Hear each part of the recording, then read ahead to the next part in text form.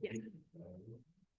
Muy buenos días a los que nos acompañan acá presencial en la sede de la Cámara Chilena de la Construcción, acá en Magallanes, en la sede de Punta Arenas, y también a quienes están conectados vía Zoom. Les doy la más cordial bienvenida a la segunda charla del Comité de Especialidad, de Suministros y Especialidades acá de la Cámara Regional. Estamos muy contentos porque recibimos a la empresa Ichevec Chile, que nos ha ofrecido esta charla importante para todos ustedes y para nosotros como cámara.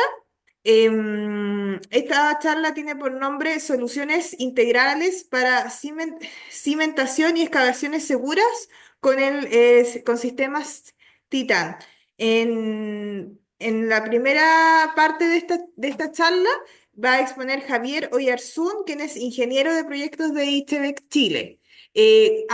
Cuando termine la charla vamos a responder todas sus dudas, tanto quienes están presencial como quienes están online, que pueden poner ahí sus consultas vía chat. Vamos a estar pendientes de eso.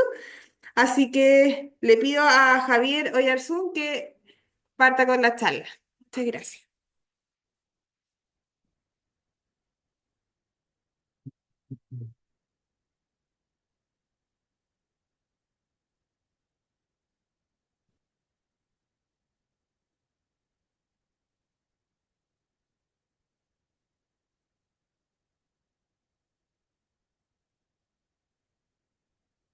Buenos días a todos, ¿cómo están? Mi nombre es Javier Garzón.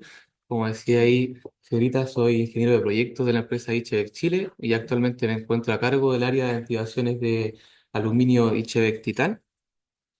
En esta oportunidad, ¿cierto? Vamos a hablar sobre la seguridad en obras de excavación de zanja y el uso de ventilaciones para excavaciones. Siempre que parto mis presentaciones me gusta mostrar este video para en realidad generar un poco de conciencia en cuanto a las ventilaciones, ¿cierto? Si es que ocupamos o no ventilaciones competentes a la hora de realizar cualquier tipo de trabajo al interior de una zanja. Ahí se puede ver, ¿cierto? Un trabajador, la calidad del video no es muy buena, pero se puede ver un trabajador trabajando por lo menos a unos 2,5 metros de profundidad, 3 metros, sin protección, ¿cierto? De la excavación. Y obviamente se desmorona, ¿cierto?, una de las caras de la excavación, provocando que el trabajador quede totalmente sepultado, ¿cierto?, por no tener las ventilaciones competentes. Actualmente, ¿cierto?, según fuentes oficiales, en los últimos años, los accidentes por derrumbe o atrapamientos han representado entre el 5 al 10% de los accidentes graves en el mundo de la construcción. En el año 2021 los accidentes fatales representaron alrededor del 3% de los accidentes totales. Luego en el 2022 existió un incremento de los accidentes graves debido al aumento de proyectos de infraestructura vial y obras urbanas. En el año 2023 se vio una baja en la tasa de accidentes generales en el sector de la construcción, pero en este caso los accidentes de excavaciones se mantuvieron estables y no presentaron ningún tipo de disminución. Y por último, en el año 2024 y lo que llevamos de 2025, los accidentes siguen siendo responsables del 6% de los accidentes graves, con mayor incidencia en obras civiles. Algunas noticias que tenemos por acá que han causado revuelo a nivel nacional. Esto, por ejemplo, un accidente laboral que dejó un fallecido en la comuna de Curacautín. Fue en realidad por utilizar ventilaciones deficientes, que son las que se ven en la imagen, que son ventilaciones de madera. Y lo que ocurrió fue que se desprendió una de las caras de la excavación, lo mismo que sucedió en el video, y dejó sepultado al trabajador y este falleció. Lo mismo igual en un colegio en Talcahuano, la misma situación, ventilaciones deficientes, que se generó un derrumbe, ¿cierto? Un colapso de una de las caras de la ventilación de la excavación, perdón, y el trabajador quedó sepultado y lo mismo, él falleció. Entonces, en esta oportunidad nos vamos a enfocar en los riesgos asociados, ¿cierto?, a los trabajos en excavaciones. Entonces, en primer lugar, ¿qué es lo que es una excavación? El corte, zanja o presión hecha por el hombre, ¿cierto?, mediante la remoción del suelo. La podemos hacer de diferentes formas. Puede ser de forma mecánica, ¿cierto?, con maquinaria pesada, o de forma manual, ¿cierto?, con el viejito y la palita. Tenemos excavación de zanja, que en realidad es una excavación estrecha hecha en la tierra, y generalmente la característica principal de esta es que su profundidad siempre es mayor a su anchura. Una comparativa como para tener en cuenta entre el peso en metro cúbico del suelo y algo común que en realidad nosotros conocemos, una comparativa entre un metro cúbico y un auto, ¿cierto? Un metro cúbico del suelo puede pesar entre 1,2 y 1,7 toneladas, lo que equivale a que si se derrumba y tú estás dentro es como que te caiga un auto encima, así que es bastante pesado, aunque uno no lo crea. Eh, los tipos de accidentes en una excavación, tenemos en primer lugar derrumbe o colapso, ¿cierto? Por falta de ventilaciones. Tenemos caídas en excavaciones de zanjas, caídas de materiales desde arriba, caídas debido a medios de acceso inseguros, ¿cierto? Atmósferas peligrosas como sobre el humo, el diésel, el metano, y lesiones causadas por maquinaria. En realidad, esta última es una de las causas más comunes de accidentes en obras de excavación. En realidad, esa interacción hombre-máquina siempre está generando accidentes según fuentes como de la Mutual, por ejemplo. Algunas causas de estos accidentes son falta de capacitación en maquinaria, operaciones y procedimientos, incumplimiento de las normas de seguridad, falta de seguimiento en las indicaciones, ¿cierto?, de seguridad, explosión de servicios públicos subterráneos. Muchas veces realizamos trabajos de excavación sin tener en cuenta qué servicios podríamos encontrar, a veces son desconocidos, otras veces los tenemos, ¿cierto? Condiciones climáticas húmedas y equipos de ventilación no aptos para las labores. Como por ejemplo esa imagen ahí que tenemos, en realidad se ven unas planchas de terciado, puede ser, con algunos puntales, pero en realidad no genera ningún tipo de seguridad dentro de la excavación. Eh, Identificación de fallas, ¿cierto? En distintos tipos de suelo, esto según la norma europea DIN 4124. Tenemos distintos tipos de suelo, tenemos arena, limo, arcilla, suelos orgánicos, suelos granulares. Acá, por ejemplo, en Punta Arenas tenemos como una mezcla entre terrenos limo arcillosos, con a veces estratos un poco granulares. ¿Cómo identificar esto visualmente? Por ejemplo, la arena tiene granos visibles y al tomarla, ¿cierto? Se puede escurrir entre los dedos. El limo tiene una textura sedosa que parece talco y es difícil de compactar, es seco. La arcilla se puede moldear como plasticina. Y los suelos orgánicos, por lo general, son oscuros, se ven bastante saturados y huelen, ¿cierto?, a tierra vegetal, son muy blandos, etcétera. Y algunas fallas típicas al excavar, por ejemplo, en la arena o el limo suelen haber deslizamientos suaves, con deformaciones lentas. Luego ya cuando pasamos a terrenos como arcillosos, tienen roturas en bloque, ¿cierto? Y por fallas circulares profundas. Y por último, en suelo entre arcilloso o suelos orgánicos, tenemos las fallas combinadas o a veces que son bastante impredecibles. ¿Qué medidas preventivas tenemos que tener en cuenta a la hora de realizar, ¿cierto? O a las labores previas a las que realizamos al momento de realizar una excavación? Primero, tenemos que tener un análisis bien en detalle del suelo, ¿cierto? Evaluar las propiedades del suelo antes de iniciar las excavaciones, tener en cuenta las mecánicas del suelo, parámetros geomecánicos. Tenemos que tener diseño de taludes, establecer ángulos de inclinación adecuados según el tipo de suelo que nos entregue la mecánica, ¿cierto?, de suelo.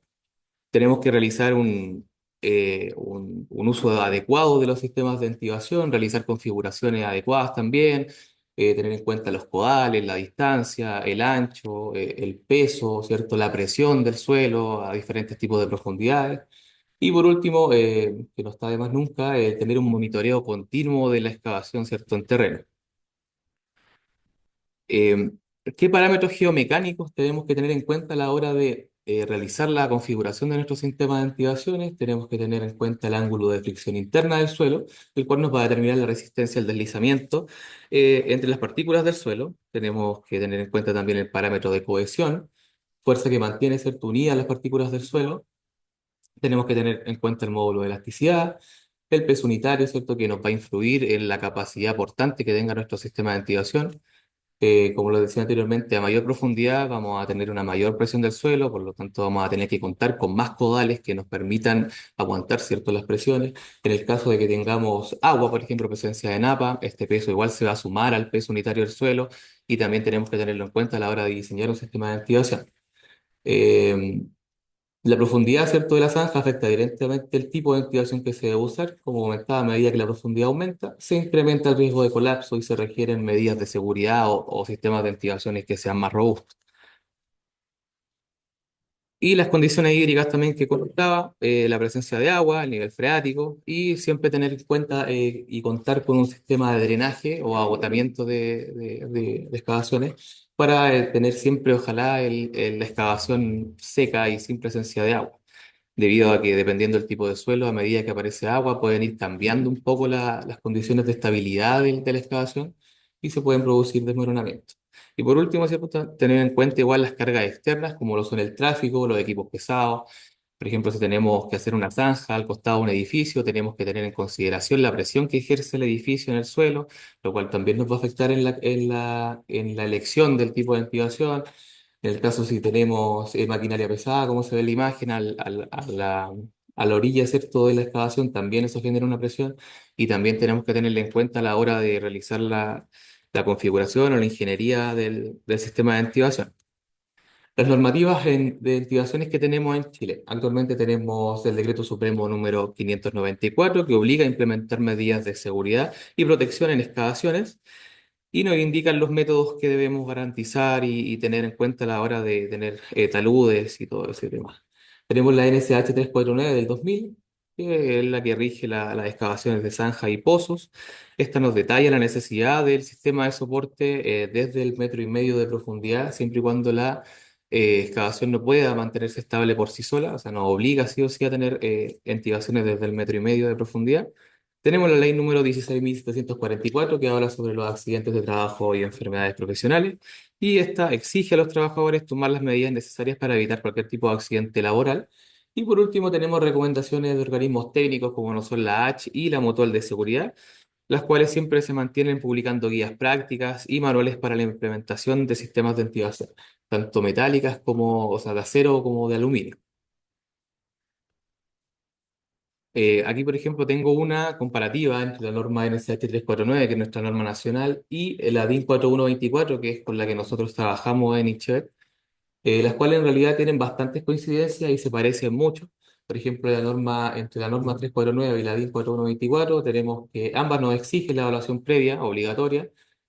También ambas nos piden o nos obligan a tener una protección estructural, o sea, un uso de un sistema de ventilación, ya sea de acero o de aluminio. Ambas igual nos pide evaluaciones ante cambios climáticos, por ejemplo, si tenemos mucha lluvia, esto nos cambia igual ahí las condiciones de la excavación, el agua como riesgo crítico, como les decía, la presencia de napa es bastante importante a la hora de realizar excavaciones. Nos obliga a tener accesos seguros, ¿cierto? Accesos que estén regulados según la norma. Nos obliga a tener una supervisión permanente y continua y competente igual y nos da algunos tips como de advertencias visuales a la hora de la prevención de riesgo.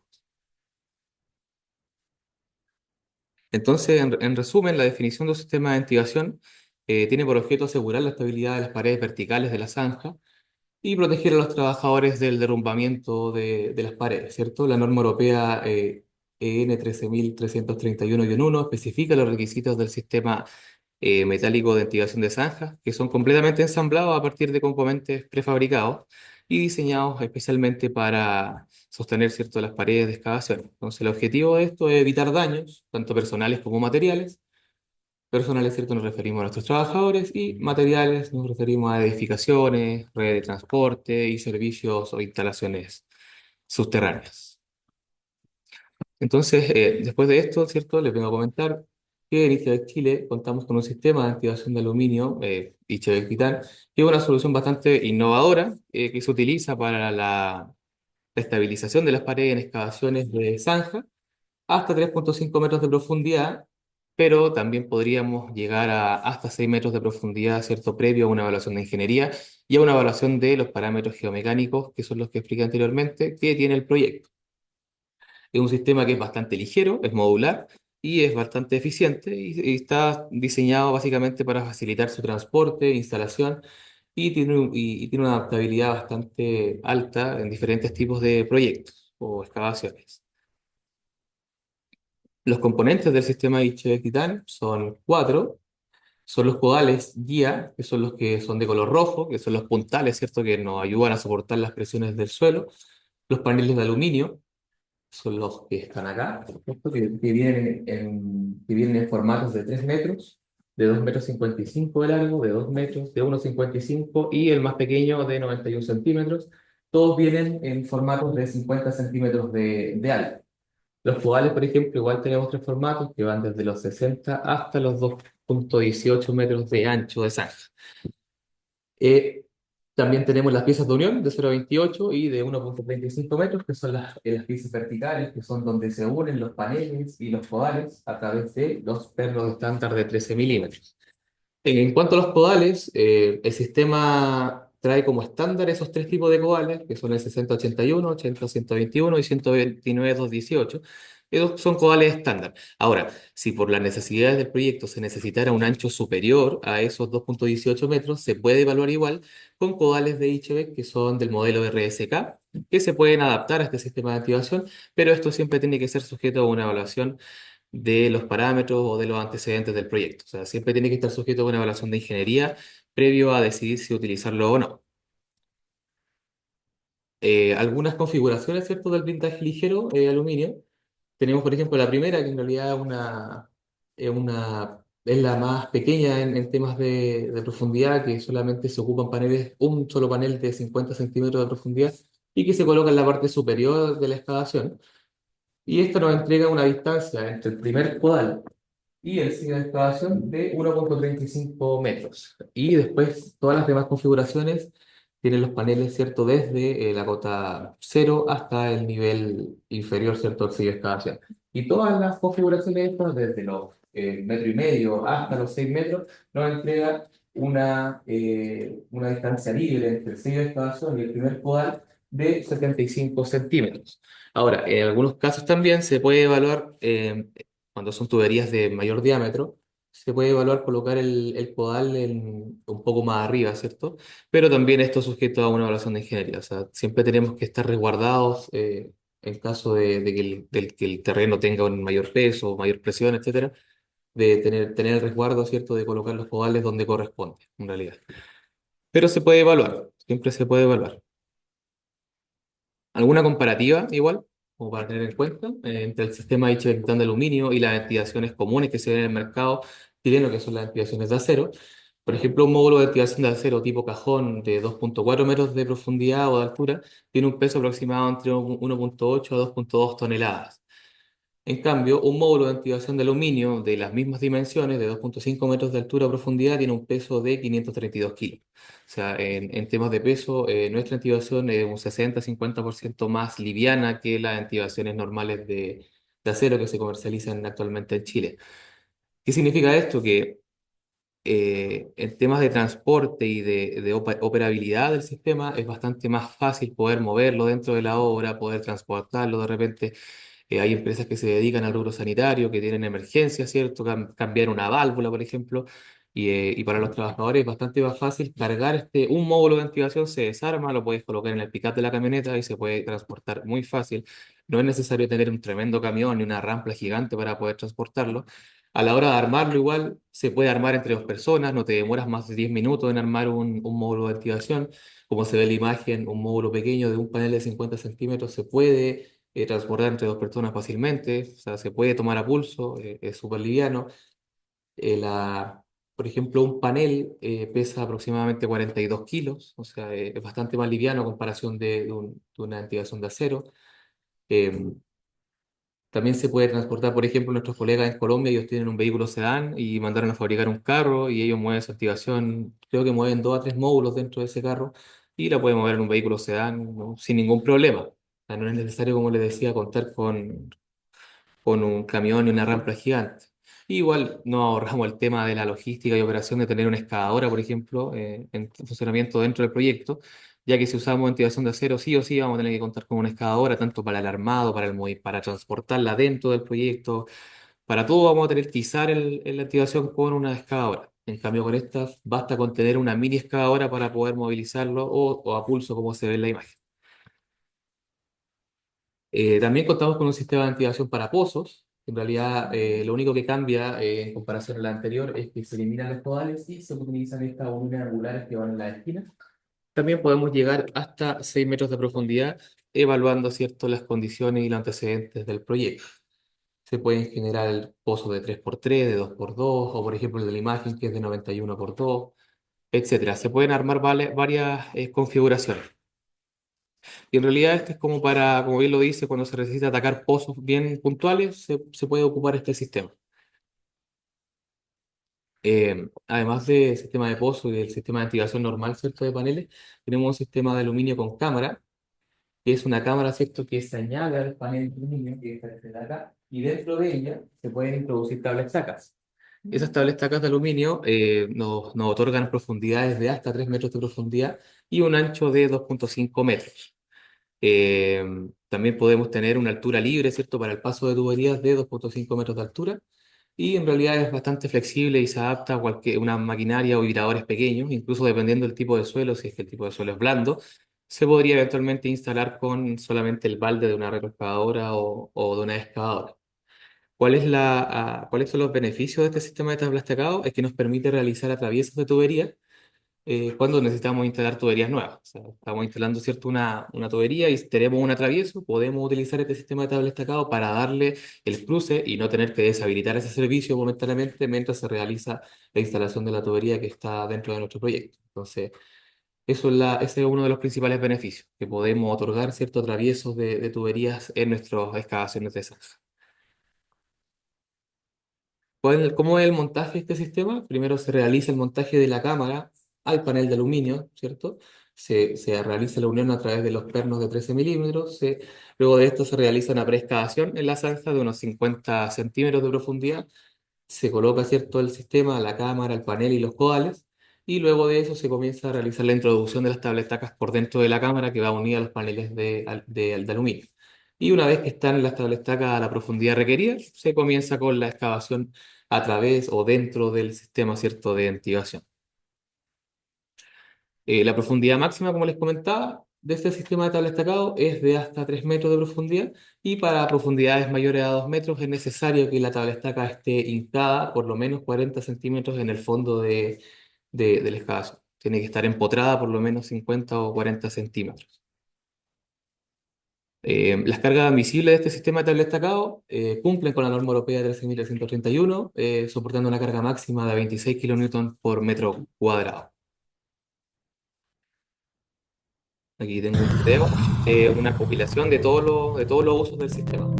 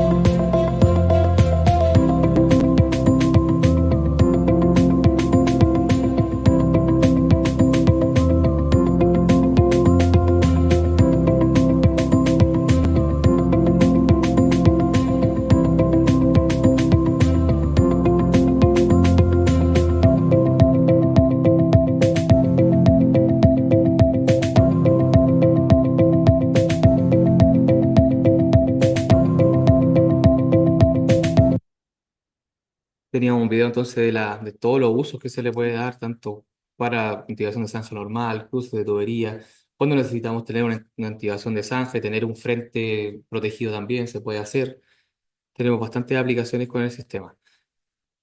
Como les decía igual anteriormente, la instalación puede ser manual o con mini excavadora o un camión pluma pequeño, no es necesario tener maquinaria de gran tonelaje para poder realizar la instalación de este sistema. Y debido, ¿cierto?, a su bajo peso es posible poder manipular la activación a pulso o con equipos livianos. Adicionalmente también el sistema cuenta con accesorios de seguridad y salud en el trabajo.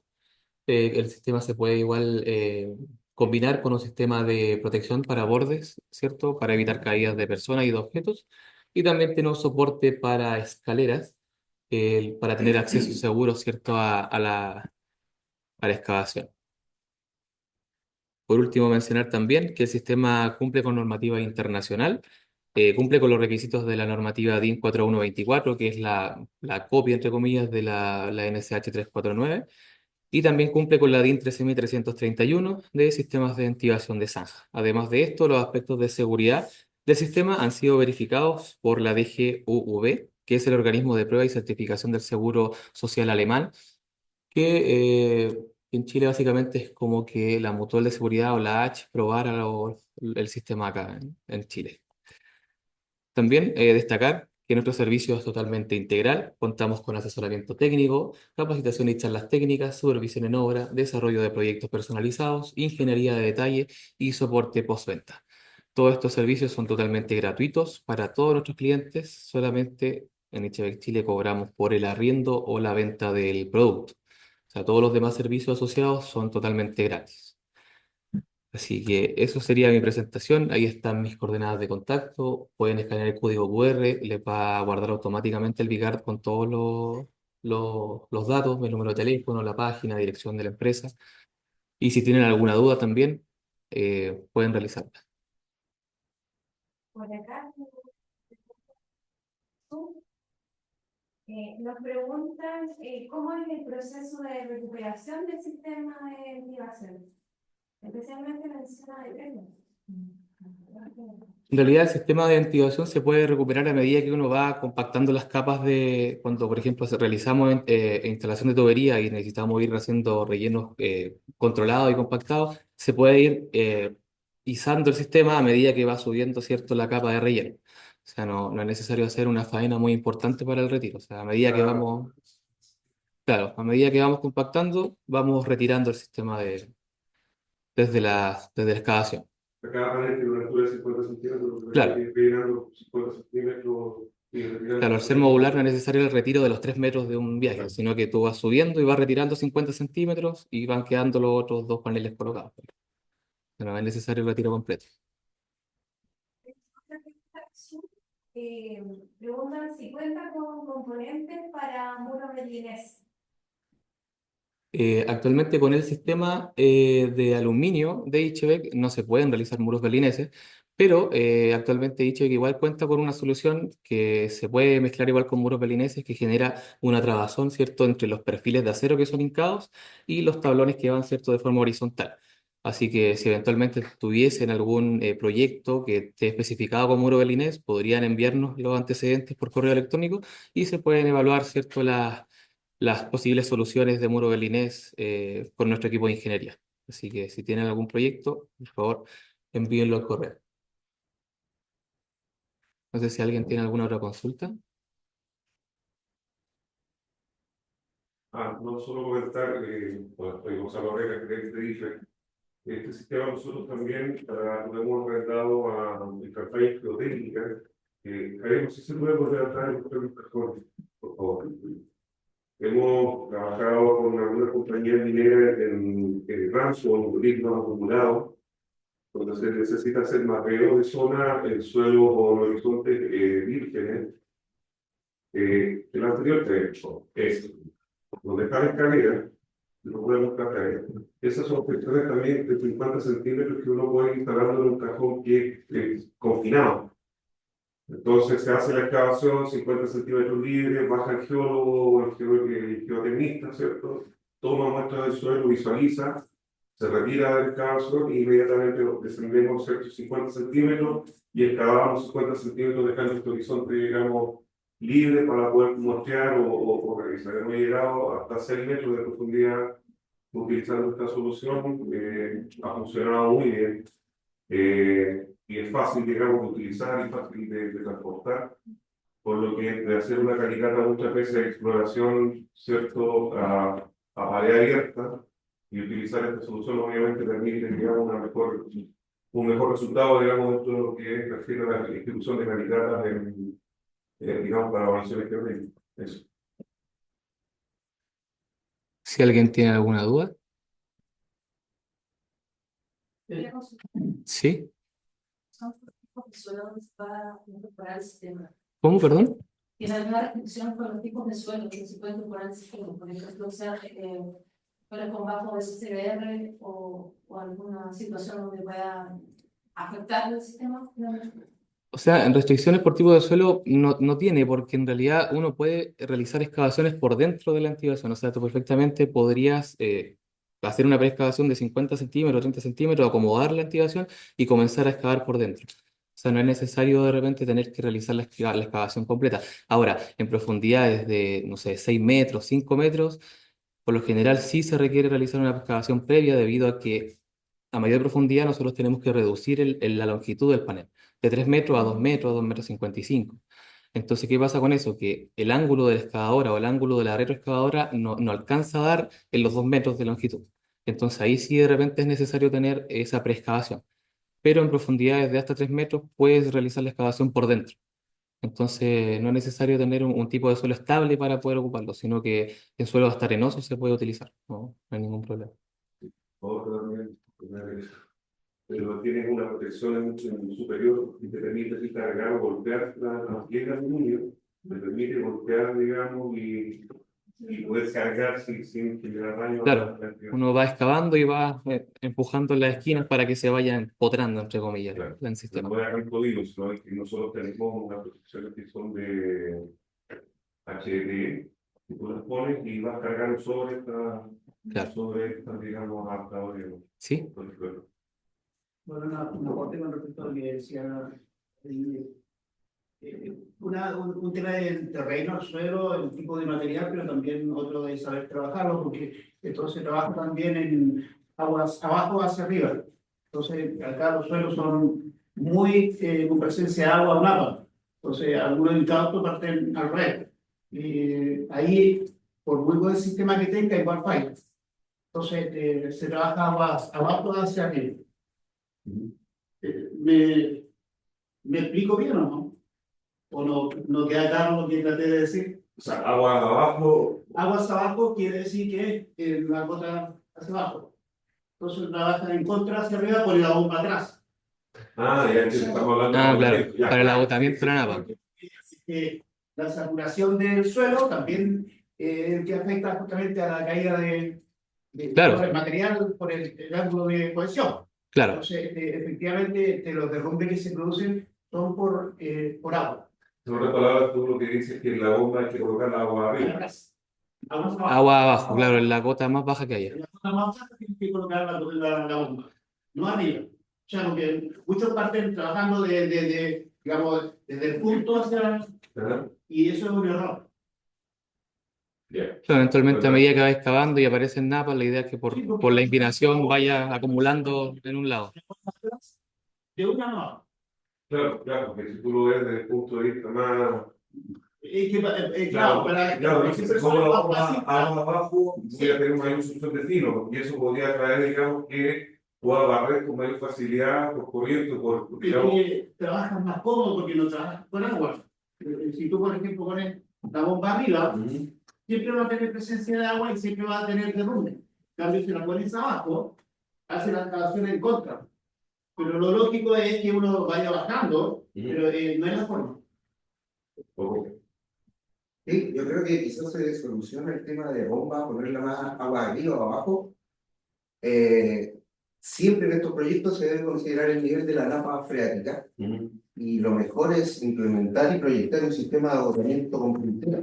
Correcto. Sí. Va a depender, digamos, del Sí, tipo claro. de grano de tierra, digamos, claro. Es que por eso, si es tan complicada la profundidad del agua o la Y aquí aparece a rascas o un metro. claro, sí, por eso hay que estar. Sí, yo y esto es... ¿Y la colocación? ¿Sí? Algo. Mira, voy a... Sabemos un sistema digamos, de ventilación que sea impermeable son permeables, necesitas el apoyo digamos, de bombas o de punteras, digamos, agotamiento, ¿no? Sí, porque botea por debajo a veces. Y claro, tiene afloramiento. Sí. Ahora, claro, o sea, si yo de qué manera puedo combatir el afloramiento con el empotamiento, pero muchas veces empotrar 1,50 m, 2 metros de ventilación es casi imposible dependiendo de la granulometría. Entonces, siempre es recomendable trabajar con un sistema de agotamiento. O sea, movidos ahí para... Sí, voy a tirarlo para allá.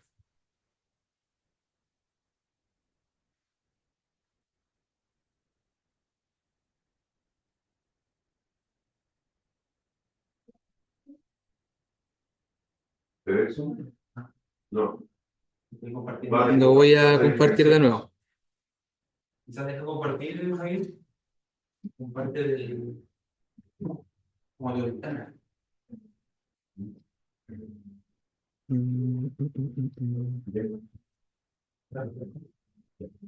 Comparto la pantalla completa. Ahí sí. Y bueno, ahí.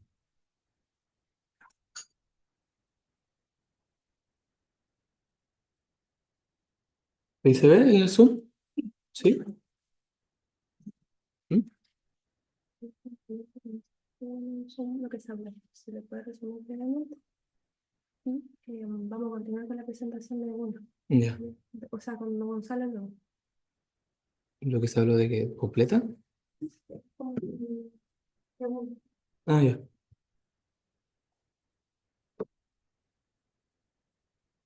Y maquinaria pesada. Las tareas se vuelven más rápidas, sencillas y seguras. No hay internet potente, pero El montaje del sistema es sumamente intuitivo. Su ensamblaje no requiere equipo manual, sin grandes camiones ni maquinaria pesada. Las tareas se vuelven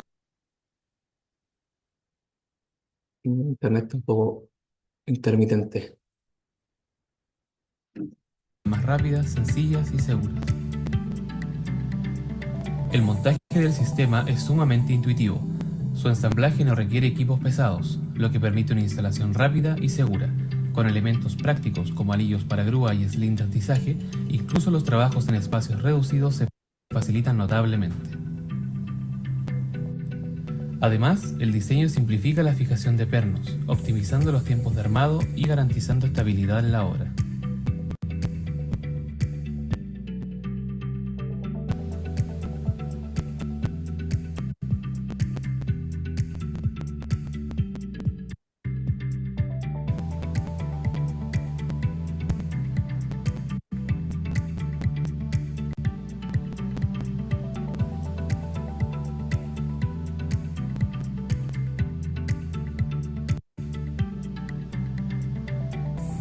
Estos anillos permiten acoplar la sling de atizaje, facilitando el desplazamiento del sistema durante su Luego de instalación. ahí se Así, va con el link garantizamos una maniobra eficiente, empieza el segura y que correcto protege la integridad del equipo de trabajo en todo momento. que, por ejemplo, utilizan una mini En cada excavadora. paso, trabajamos con herramientas diseñadas para brindar seguridad Maquinaria y para poder mover esto. precisión. 1, 2, 3, 4, 1, 2, 3, 1,50 m. Ahí está.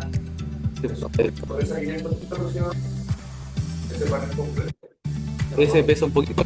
El de 250 pesa 3 kilos. Gracias a su diseño, los sistemas Cichevectitan permiten excavar dentro de la zanja de manera segura, ideal para proyectos que requieren precisión y adaptabilidad durante la operación. La activación. Y la va bajando a medida que Cuando el va. trabajo está terminado, la recuperación de los paneles es igual de eficiente. Solo se necesita maquinaria liviana, lo que simplifica el proceso, favorece su reutilización y retiro reduce los costos cuando operativos. de profundidades pequeñas. Y son Los sistemas de activación de zanjas Cichevectitan son la solución ideal para su proyecto. de forma más modular. Contacta a nuestro equipo y comienza a construir con más confianza. Pero esa es como la forma de instalarlo y retirarlo y todo. En realidad es bastante fácil. Igual entendí que uno puede empezar a hacer excavación y a medida que va bajando. Esto cambió a partir del segundo semestre, mediados Sí. del segundo Porque ahí como que se hizo la excavación completa y después colocamos semestre tenemos del año pasado, de repente, no sé, cuando una para caja- equilibrar carga las muy cuentas suelta que se fiscales desmorona todo el rato. se tomó una decisión, a nuestro juicio, Claro. profundamente equivocada Sí, desde arriba. y que en Sí, vez pues tú, por ejemplo, de ajustar el puedes gasto armarla, corriente, por ejemplo, 1,5 m o el 1 metro. recorte se fue Son 2 paneles. y los puedes colocar, realiza un poco una excavación, la introduces, ¿cierto?, más adentro y vas uniendo las piezas de unión que son las verticales, las vas uniendo y vas colocando tus Desde paredes la parte desde la superior. parte superior y puedes ir bajando. Por ejemplo, eso se puede hacer cuando estás en proyectos donde tienes tendido eléctrico a baja altura y no puedes realizar el izaje de 3 metros, ¿cierto? Porque tu aguilón de la excavadora o retro va a chocar arriba. Entonces levantas 1 metro, 1 metro y medio. Y eso lo introduces y vas montando de a módulos de 1 metro o 1 metro y medio y se van uniendo. Y si no está pasada, pues ser con un par de viejos ahí tirando hacia arriba también, porque Claro. segundo trabajando ahí. Sí, pues obviamente. Sí, esa es la idea, de poder armarlo de forma parcial, de que en ningún momento pone en riesgo la salud o seguridad de tus trabajadores dentro del espacio. Dato importante, nosotros en ningún momento digamos, nos despreocupamos de los clientes. Hay muchos clientes nuestros que de años, de la migración la practicamos nosotros aquí hace 5 años, y ellos lo que hacen es enviar un proyecto y nosotros les ayudamos con configuraciones. Vamos a trabajar en un suelo de arena a una profundidad de 3,50 metros. Y nosotros, en base con nuestra ingeniería, que hacemos ingeniería en Chile, nos preocupamos de enviarles el diseño y la memoria de cálculo. Entonces, de esa forma se lo presentan a su mandante y en realidad pueden respaldar la solución. Y una medida de control también para nosotros en caso de que no lo lleven mal uso. Entonces, Claro. siempre estamos ofreciendo, yendo a obras, visitando a nuestros clientes. Porque realmente, claro, por querer ahorrar, dice, oye, si le quito un poco, usted puedo avanzar un poco. No hay idea. De repente, si Claro. entregan un diseño, estaríamos todas algunas imágenes de diseño que nosotros entregamos y con su memoria de cálculo que se puede revisar y respaldar todo. Si quieres, y no tiene costo. ¿Verdad? Para nosotros es parte de nuestro trabajo. Así es, sí, estaríamos. Muchas gracias por su atención y las consultas y el interés igual. ¿Le puede ayudar a don Gonzalo con su... Sí. Bueno, agradecemos a Javier por su presentación y ahora a los que están presenciales recordamos que tenemos ahí un espacio de café para que puedan continuar en esta mañana. Y ahora le damos la bienvenida a Gonzalo Herrera, quien es el gerente general de ISTB Chile. Como siempre, al finalizar la charla, vamos a ir respondiendo las preguntas de los asistentes y presencial y también del Zoom. Muchas gracias.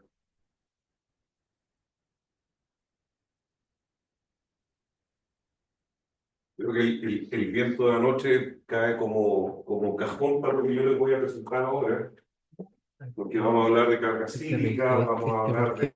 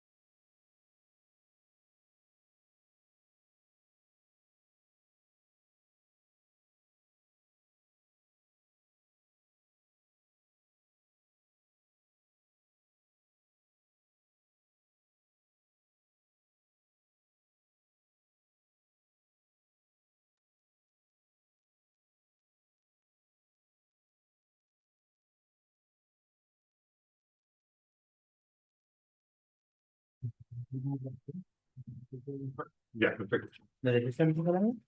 No, no, no. Me gusta más trabajar soy viejo ya, así que estoy acostumbrado, tengo algunas mañas. No funciona, algo pasó.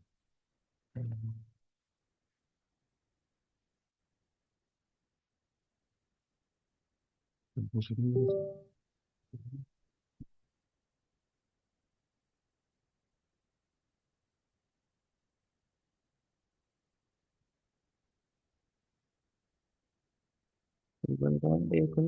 Sí, sí. Pero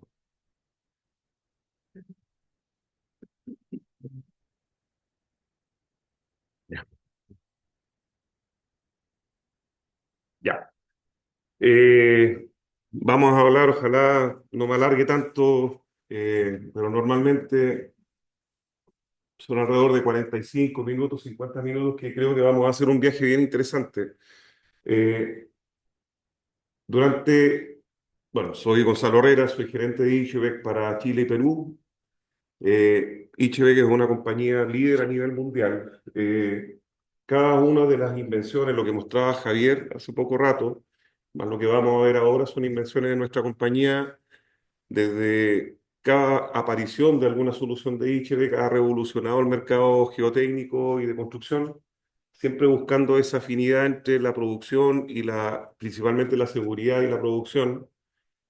Y, eh, y lo que vamos a conversar hoy no es solamente o sea, vamos a hablar de Ichebec en realidad, pero muy poco. Lo que hoy quiero mostrarles en realidad es la situación actual o lo real que vivimos en el mercado nacional referente a la falta de regulación principalmente de los aceros que se utilizan para la construcción de fundaciones o cimentaciones con soluciones de pequeño diámetro o bien conocidas como micropilotes. Los desafíos actuales que nosotros nos hemos dado cuenta en base a investigación y trabajo que hemos hecho a nivel nacional, entre paréntesis, yo he tenido la suerte de estar en Punta Arenas, me recibió el Ceremi de Obras Públicas la última vez que estuve, el año pasado. Hemos hecho más de 90 reuniones por lobby con el Ministerio de Obras Públicas y el Ministerio de Vivienda y Urbanismo, principalmente exponiendo este tipo de situaciones que vamos a ver hoy día, que son investigaciones bien hechas, digamos, en base a un trabajo que hemos hecho con nuestro equipo, donde hemos visto cuáles son los desafíos actuales que vivimos en el mercado nacional. Son los suelos mal caracterizados, asentamiento de estructura y mala ejecución de los sistemas de pequeño diámetro. Se conocen como micropilotes, pero en realidad las soluciones de pequeño diámetro son soluciones que, a diferencia de un pilote, la diferencia está en esto, en el diámetro. O sea, hoy nosotros, esta es una fotografía que tuve la suerte de participar en este proyecto como gerente de construcción en el puente Chacao. Es un pilote de 3 metros de diámetro con una envergadura de 120 toneladas para uno de los pilotes de la pila central. Desde 300 milímetros hacia arriba, pilote. Desde 300 milímetros hacia abajo, entre 300 y 300 milímetros es un micropilote. Esa es la diferencia entre una solución y otra. O sea, en lo que refiere al diámetro. Hagamos un poco de historia. ¿Quién inventó los micropilotes? En el año 1952, ¿cierto? El señor Fernando Lizzi surgió una solución para reforzar estructuras dañadas durante la posguerra, especialmente zonas urbanas con poco espacio y estructuras históricas sensibles. ¿Por qué son importantes? Cuando en el año 1952 el señor Lizzi crea esta solución, él se fijó en el comportamiento de un árbol. Entonces, en esa época, hacer pilotes de gran diámetro era un poco complicado. No existían los pilotes rotohidráulicos, sino que existían principalmente los pilotes hincados, ya sea de acero principalmente y de madera, que en el sur de Chile instalamos harto pilotes de madera y harto puente que hoy día está con pilotes de madera aún vigentes. Entonces, el señor Lizzi dice que bueno sería poder tener una solución que en realidad nos permita entrar a espacios confinados, espacios donde podamos construir con baja vibración, más pensando en la posguerra, ¿cierto? Con tanta destrucción que hubo en la Segunda Guerra Mundial. Entonces, esta técnica permitió ejecutar cimentaciones profundas en condiciones difíciles, sin causar vibraciones ni daños colaterales. Su versatilidad lo convirtió en una herramienta clave no solo para refuerzo de edificaciones, sino también en nuevas obras geotécnicas como túneles, estabilización de talud y sostenimiento. Esto aparece en el año 1952, revolucionó el mercado a nivel mundial. Un descubrimiento como lo que hizo el señor Jacuzzi, porque el jacuzzi no es jacuzzi, es un hidrobañera, pero lo inventó el señor Jacuzzi. Entonces, estos micropilotes quizás se podrían haber llamado Lizzi, como el señor Lizzi que los creó, como Ichebec Titan, que lo creó el señor Ichebec, pero el señor Lizzi dijo micropilote. Entonces, las características tienen diámetros pequeños, usualmente entre 100 y 300 milímetros, entre 80 y 300 milímetros, y se instalan mediante perforación e inyección de mortero o lechada. Se refuerza con barra o tubos de acero y son ideales para espacios limitados o terrenos complejos. Hasta el día de hoy se siguen utilizando de la misma forma y cumplen justamente con lo que fue el principio del señor Lizzi en el año 1952. Micropilotes, no todos los micropilotes, se llaman micropilotes por el diámetro, pero también el micropilote es una técnica que es principalmente para el reforzamiento de estructuras, ¿cierto? Verticales. También existen los muros anclados, ¿cierto? Que es lo que estamos viendo acá. lo que nos permite excavar, hacer excavaciones profundas de forma segura, controlando la deformación del terreno. Y el soil drilling, que hoy en día está tan en boga con el cambio climático por desplazamiento de talud, desplazamiento de cerros, etc. Que es una técnica de contención y refuerzo del suelo diseñada tanto para trabajos permanentes como provisionales. Estas tres técnicas es donde se desarrollan hoy en día un mercado importante a nivel nacional de soluciones de pequeño diámetro micropilotes. ¿Qué tipologías tenemos? ¿Qué usamos hoy en el mercado nacional? Usamos barras sólidas, usamos barras autoperforantes, Titan, la original, pero hoy en día consumimos muy poco nuestra marca, y consumimos barras que son imitaciones nuestras y que vienen del mercado de alguna parte de Asia, grupos de barras, tirantes de clase, micropilotes dedicados de hormigón, tubos. Cuando queremos hacer un micropilote, este es todo el abanico de posibilidades que tenemos. Ahora, ¿qué solución podemos elegir? Va a depender directamente de la complejidad del suelo. Este señor que está acá estaba tratando de hacer un micropilote con... Esto es un cuento, no es verdad. ¿Listo? El señor estaba perforando y sufría porque no podía avanzar, porque dentro de lo que él estaba perforando existían clústeres, bolones de gran tamaño, que no permitían que su perforación se estabilizara. Entonces él estaba trabajando con un sistema solamente de barras de perforación sin un encamisado.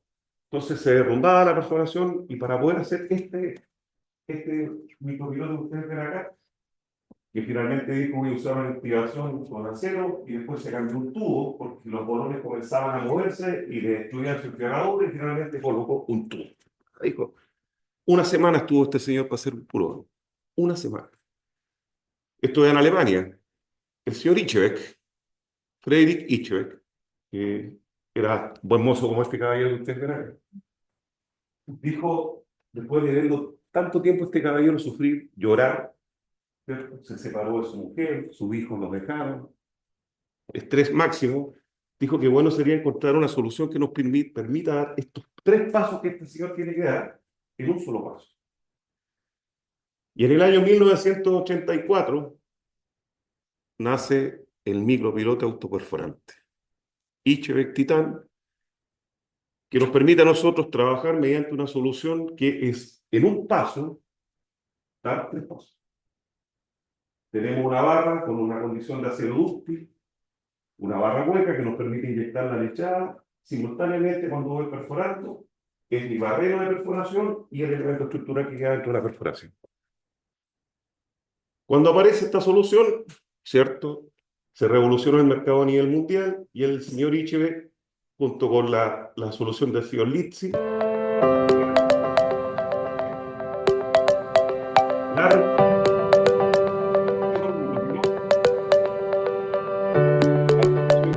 fue el mercado o técnico en realidad nos cambió la vida.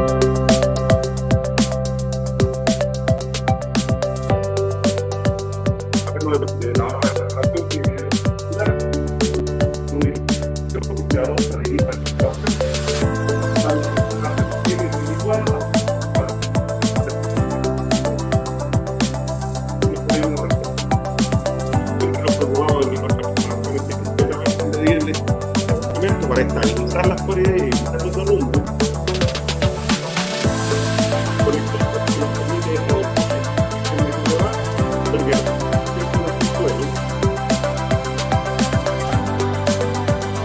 hasta llegar a lo que vamos a hacer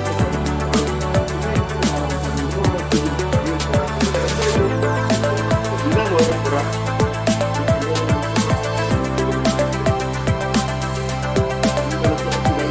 Ese requerimiento que necesita una barra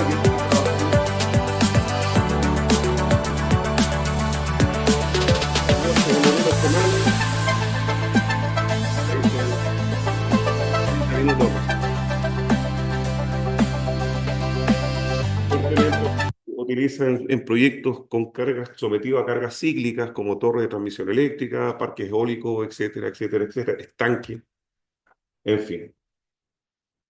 Pero para que este sistema sea bien utilizado, debe tener una serie de condiciones técnicas.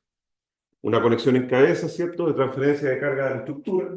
Acá tenemos la fundación, el subsuelo, el contraste, y este punto tiene que estar garantizado mediante 2 millones de ciclos de tracción-compresión, 2 millones de ciclos. Y ese es un documento que los proyectos hay que entregarlo y que en Chile hoy en día es completamente desconocido. O sea, nosotros la fatiga material para estructuras que son permanentes, cuando hablamos de estructuras permanentes, hablamos de estructuras e infraestructura crítica de un país.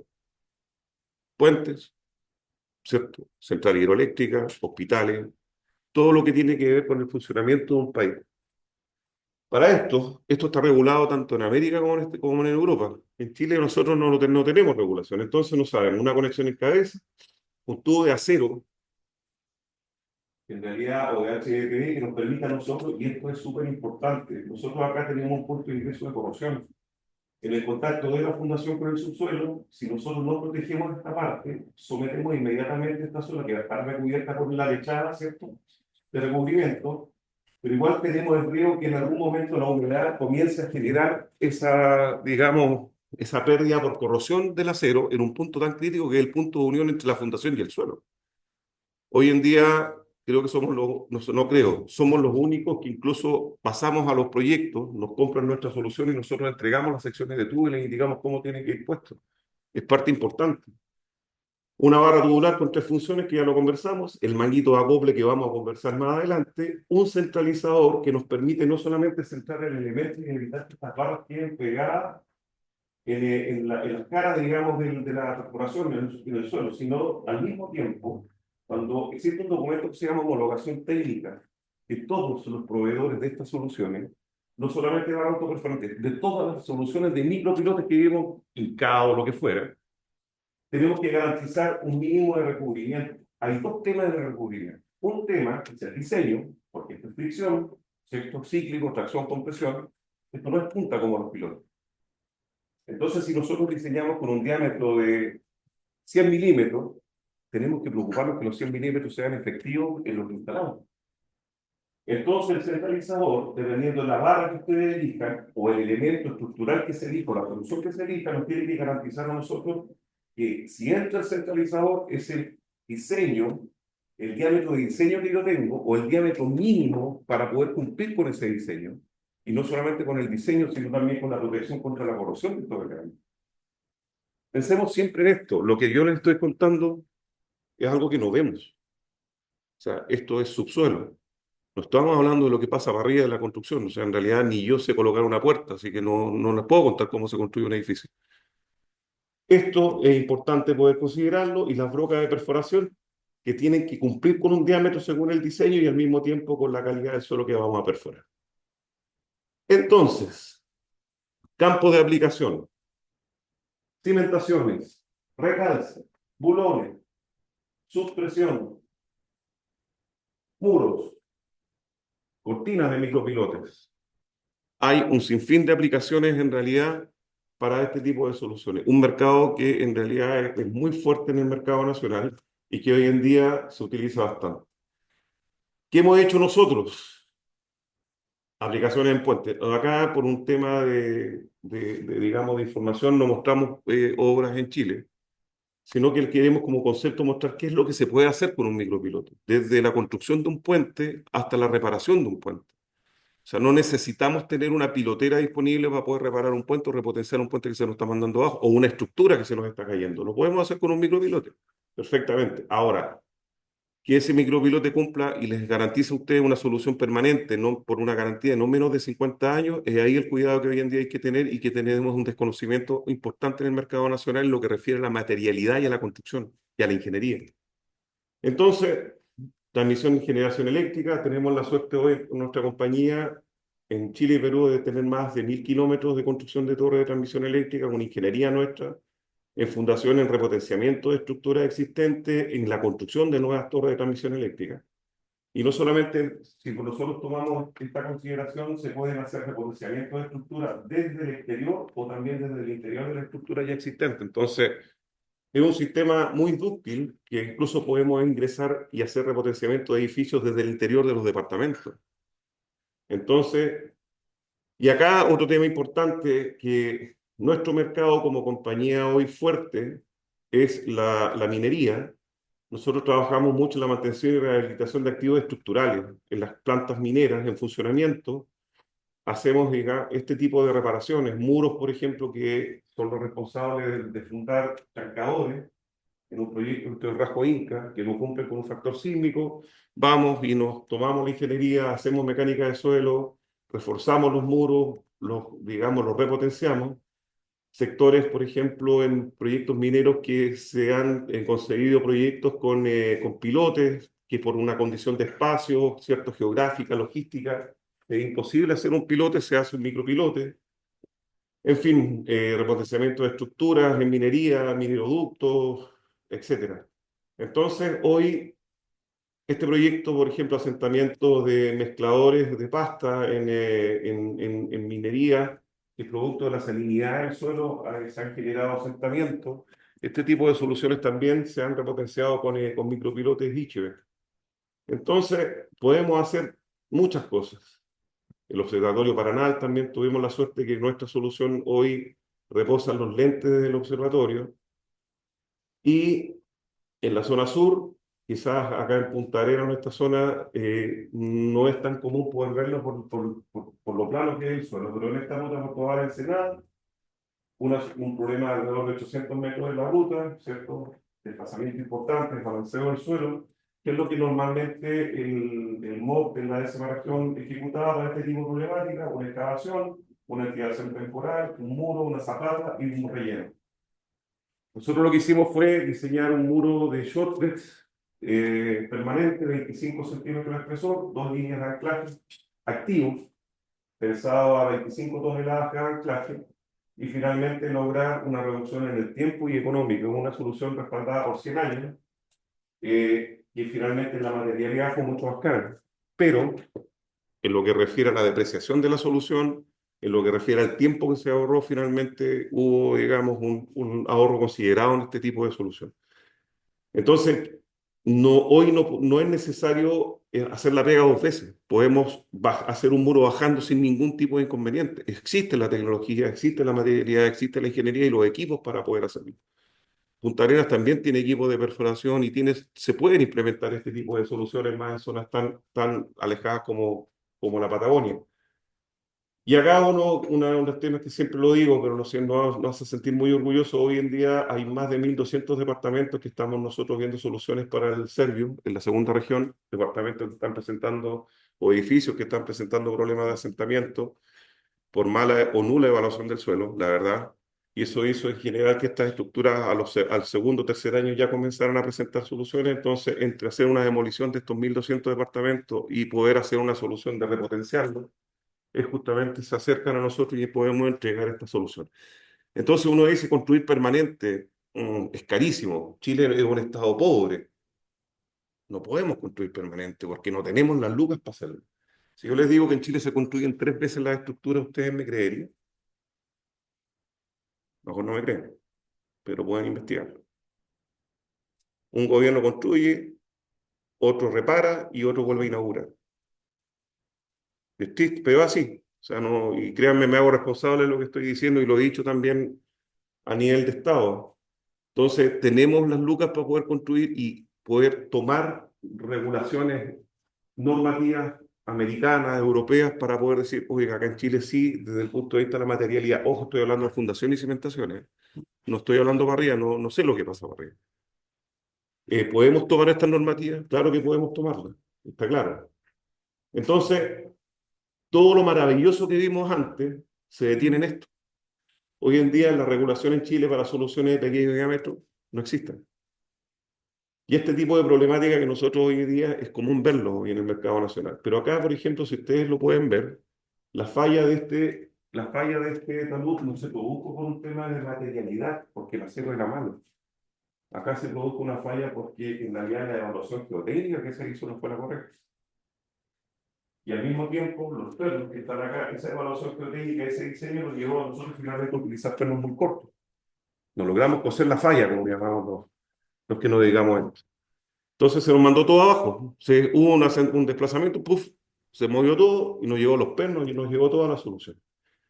Regulación sobre lo referente a protección contra la corrosión. En Chile existen, pero es nula en lo que refiere a este tipo de soluciones soy-nylon o bolonados, por ejemplo. ¿Conocemos cuáles son las condiciones que debe reunir o las características de un buen galvanizado? Le hago la pregunta. ¿Tenemos una idea? Si sabemos que tiene que ser, exigimos doble protección contra la corrosión, dependiendo del ambiente donde vamos a instalar nuestra solución. ¿Pero qué significa eso? Significa que el galvanizado de esta solución tiene que ser un galvanizado de por lo menos, si vamos a trabajar este solinario que ustedes están viendo acá, está diseñado para 50 años, significa que el galvanizado debe tener por lo menos 50 micras y medible, porque se considera que la pérdida por corrosión de un acero es de 1 micra por año. Y eso se ha hecho investigaciones y en realidad existe la información para poder decirlo. Entonces, ¿qué pasa con esto? 50 micras de un galvanizado en caliente, un galvanizado a 1000 grados Celsius, que nos permita a nosotros generar esa fusión de los dos aceros, ¿cierto? El galvanizado más el acero, que penetre esa partícula y finalmente exista esa fusión. Nosotros en visitas que hemos hecho proyectos, y en mi vida que he hecho 20 y tantos años trabajando haciendo hoyo, esto, en realidad uno va perforando y se da cuenta que comienza a salir el galvanizado cuando estamos instalando la solución. Entonces, eso no está bien. O sea, pintar un acero no es lo mismo que galvanizarlo a 1000 grados Celsius. Y eso, por favor, que considérenlo en sus proyectos. Cuando el proveedor llegue a la obra con estas soluciones de fundación o cimentaciones, exijan el certificado de composición, el certificado del galvanizado. ¿Quién hizo el galvanizado? ¿Cómo lo hizo? ¿Tiene bajo qué normas? 1000 grados Celsius, 50 micras, medible. Entonces hoy nos vemos en realidad, llegan los materiales a obra y muchas veces no sabemos qué es lo que realmente tenemos que controlar. Este es un proyecto privado, no es público. Departamento de 30.000 UF, que en realidad el segundo año comenzamos ya con problemas de asentamiento. Y esto a mí me invitaron a ver, digamos, cuál era la solución que se podía implementar en emergencia. Ya han habido, se presentaron desplazamientos importantes. Y fíjense en estos micropilotes, incluso no es solamente la materialidad, sino también existen problemas en la ejecución. Entonces, ¿qué es lo que decimos nosotros como ICHEC? Oiga, si no sacamos nada con tener el mejor acero y la mejor regulación, vamos a trabajar con un acero como una compañía nuestra que es cara. Nosotros nuestros materiales cuestan un 60% más de lo que cuesta una imitación nuestra. Y hoy en día en el mercado nacional a ustedes nadie los obliga a usar una marca como la nuestra. Esa es la verdad. Nadie. Nosotros hemos tenido la mala suerte de hacer, con nuestra ingeniería, diseñar. Hemos tenido la mala suerte de entregar, respaldar toda la información y ser castigados. Entonces el cliente final, como el Ministerio de Obras Públicas o empresas privadas o inmobiliarias que quieren construir bien, en realidad se ven sometidas a empresas constructoras, la verdad, que dicen, oiga, no es necesario ocupar esto tan caro. Porque no es necesario. Y no hay regulación. O sea, me puedo ahorrar un 60% de la partida de materialidad sí, puedo ahorrar un 60%. Y así hemos encontrado nosotros proyectos con especificaciones nuestras, con la marca Titán, usando material asiático. Entonces, y es una situación que hoy en día nosotros estamos pidiéndole al mercado que se regule. O sea, diciéndole incluso al Tribunal de Libre Competencia, oiga, compañías alemanas como la nuestra queremos competir, pero no queremos que en realidad nuestras especificaciones sean, digamos, violentamente mal utilizadas por imitaciones nuestras. Y como no hay regulación, nos aprovechan. Entonces, ¿a quién le reclamamos cuando pasa esto? No tenemos los documentos para poder hacerlo. Fíjense el estructura que les decía. Las barras, sin lechada, una raya. Estos pelos son barras sólidas que en realidad se utilizan para reforzamiento, fortificaciones de túneles, en roca, y acá no hay roca. Entonces, vuelvo a insistir, no es solo la materialidad el error que estamos cometiendo. No tenemos buenas mecánicas de suelo en muchos proyectos. Nos queremos ahorrar las lucas con las mecánicas de suelo. Entonces, si tenemos una mala evaluación geotécnica, lo más probable es que diseñemos mal. Y al diseñar mal, vamos a elegir el material mal, la longitud de lo que queremos reforzar mal, pero al mismo tiempo, cuando viene la ecuación, digamos, el dato final para la fórmula correcta del error y el fracaso, es que el instalador tampoco lo hace bien. Entonces, en Chile hoy día tenemos una serie de condiciones, de problemas geotécnicos que están, y nosotros lo hemos investigado, mala caracterización del suelo. liquefacción de suelos que no son detectadas, asentamientos diferenciales en estructura.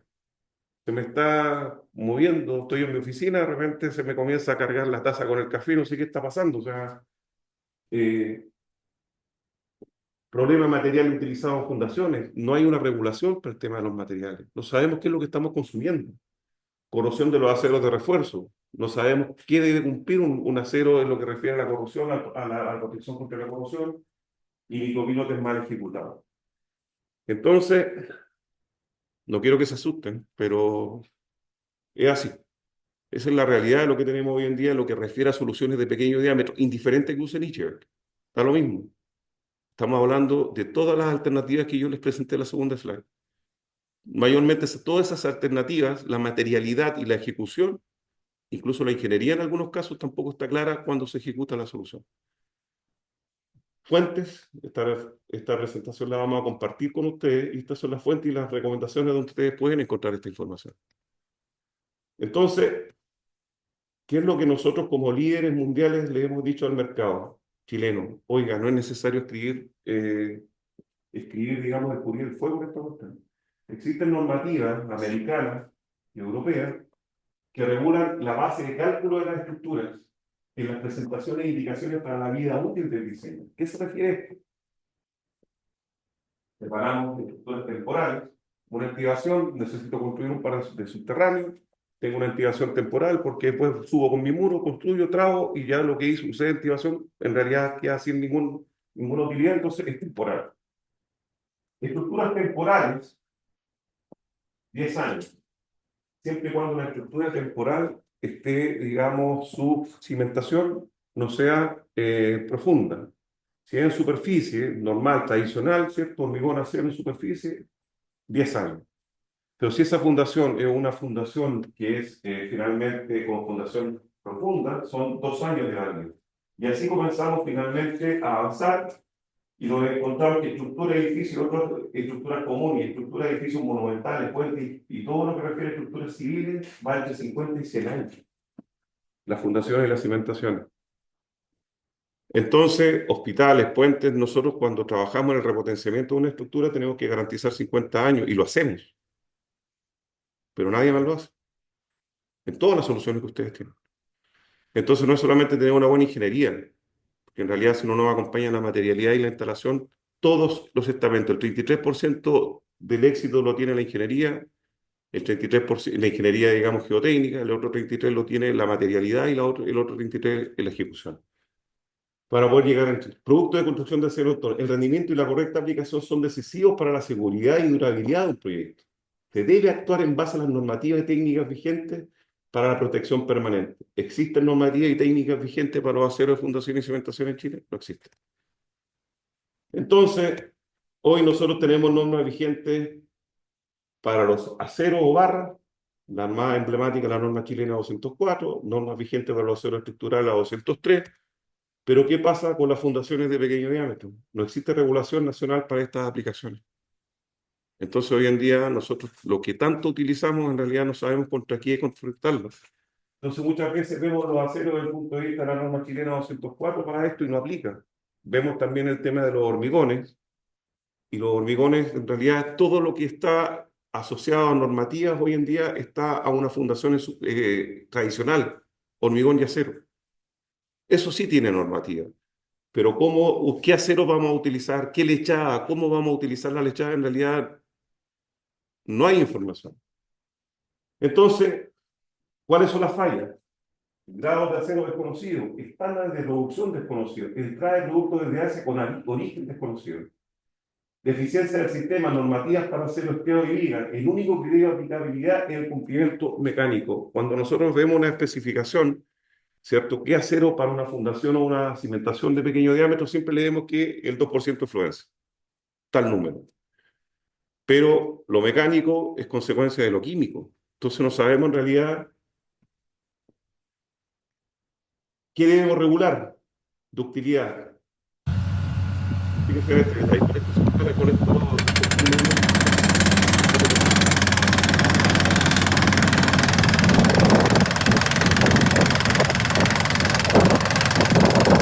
ustedes dirán, aparte de determinado motivo, también cuál es la particularidad. Esto es acero, lo que ustedes están viendo ahí, rotación y percusión. Estos aceros, de los cuales están compuestos, digamos, las soluciones de pequeño diámetro, en muchos aspectos, principalmente barras autoperforantes, tienen un acero con un alto contenido de carbono y carbono equivalente fuera de cualquier norma, lo que hace que la fragilidad de estas soluciones sea máxima. O sea, no cumple, por ejemplo, con los factores de lo que yo les explicaba de cargas cíclicas, por ejemplo, fatiga material. O sea, ¿cómo controlamos, por ejemplo, la fatiga de un material en una zona como esta y tenemos vientos de 120, 130 kilómetros por hora? Entonces, claro, lo instalamos, pero debemos siempre pensar que este acero debe estar ahí presente por lo menos 50 años. Entonces no lo vemos, la solución finalmente no la vemos. Y en el caso de los aceros para un mercado y estructuras permanentes, infraestructura crítica de un país, debe ser un acero dúctil que nos permita a nosotros finalmente, ¿cierto?, obtener esta falla de utilidad y no una falla frágil como una ampolleta que uno en realidad le pega un golpe y se quiebra.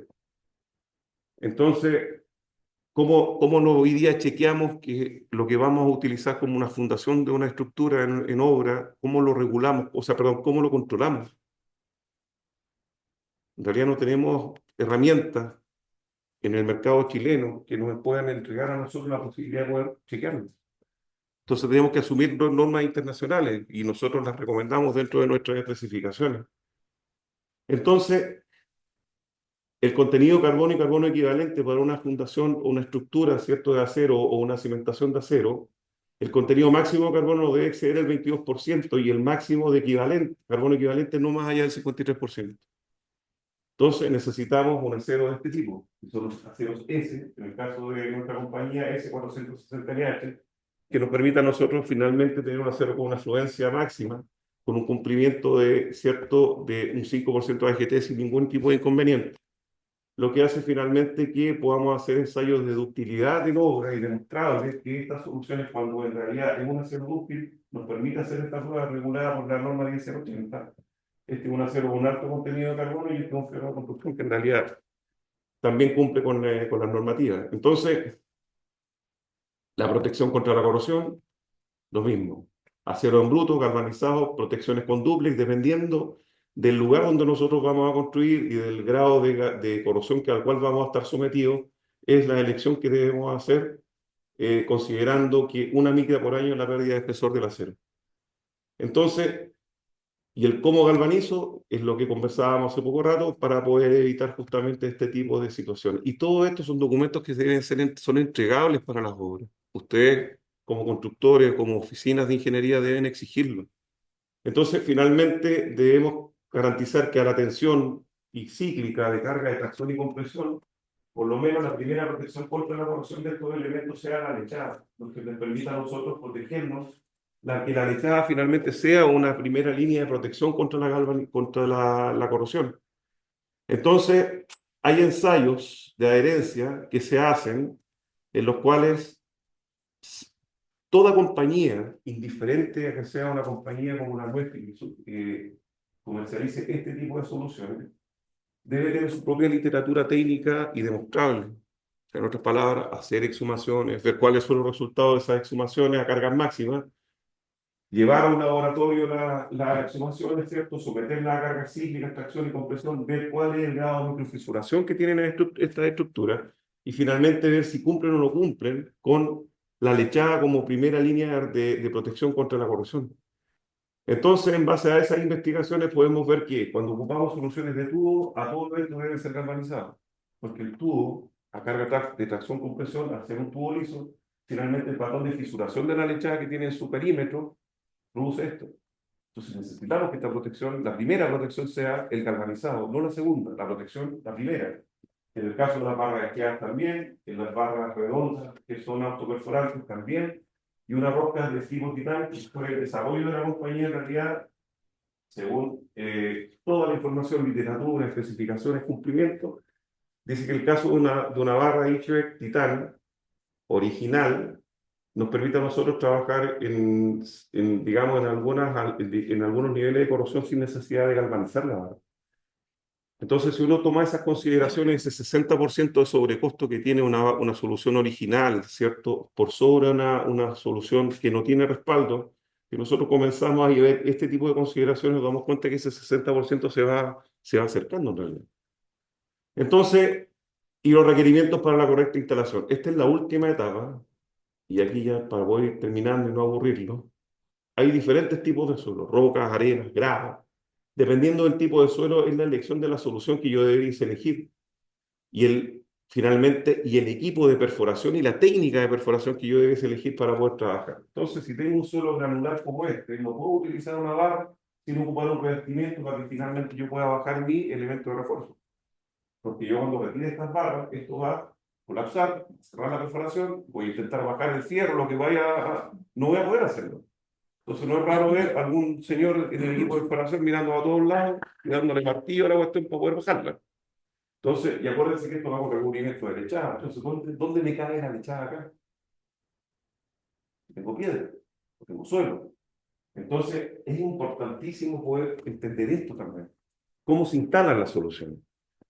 Entonces, finalmente, una solución como esta, ¿cierto? Que podemos evitar este tipo de problemáticas, también sea la marca Eicher, también hay otras marcas que cumplen, pero en Chile no están porque se fueron. Porque no pudieron vender. Nosotros somos porfiados, por eso nos quedamos. Entonces, una solución como esta nos permite a nosotros, indiferente del tipo de suelo que voy a perforar, que es perforar con el barreno, ¿cierto? Si es mi barreno de perforación, por acá entra la lechada, puedo recubrir y al mismo tiempo es mi elemento estructural. Un acero dúctil, una buena protección contra la corrosión, una garantía de 100 años. Y me ahorro todos esos malos pasos que voy dando en realidad por tratar de ocupar soluciones que en realidad no son idóneas en base al tipo de suelo. Y como hay desconocimiento en la inspección, entonces el viejito, dicen que en el país de los ciegos, el tuerto es el rey. ¿Cierto? Entonces, de repente en terreno ahí los amigos, los de calidad, son tortos.